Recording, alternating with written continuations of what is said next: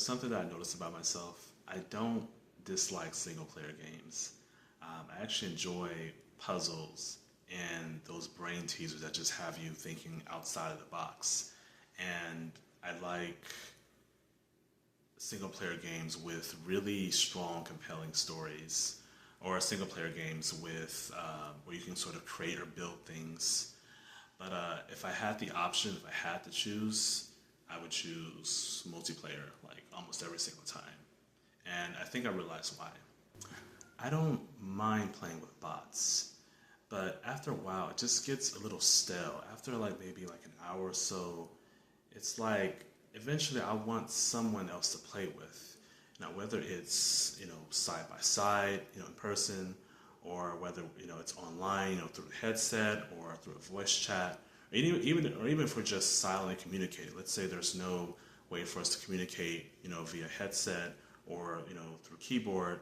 Um, there are even games where you can communicate without having any of that, and it just makes it a much more enjoyable experience when you have like another human to play with, and that's nothing you can experience playing by yourself through like story mode or campaign mode. That's why I was not really big on those like one player modes where it's PvE. um, I would just get bored very quickly of those games, like I said, unless they had a really good story.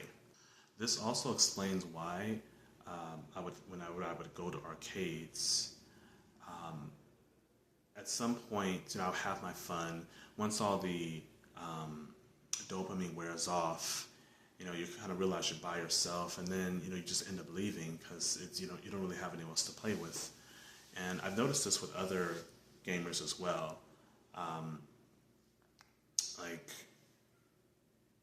there are some players I noticed that were like on their way home, but then when I would show up, then they would go ahead and stick around a little bit longer.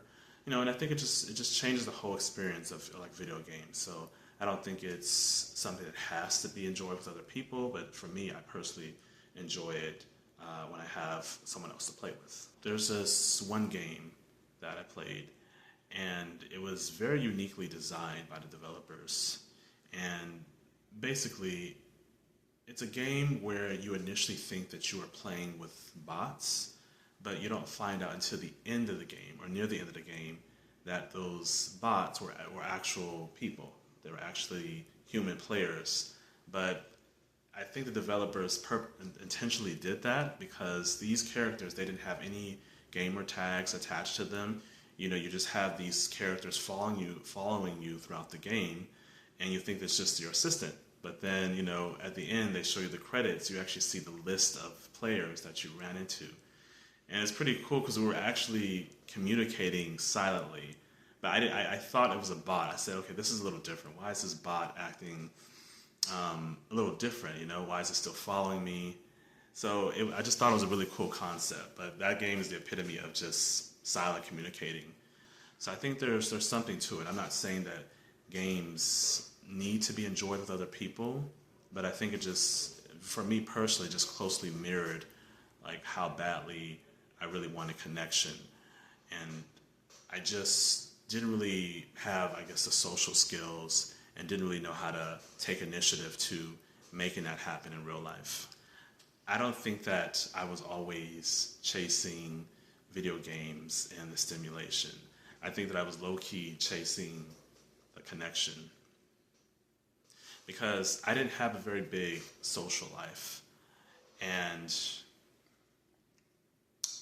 I think I've sort of longed to have like more connections and maybe just have a sense of community. And I feel like video games, it didn't just fill a void, but I think the void of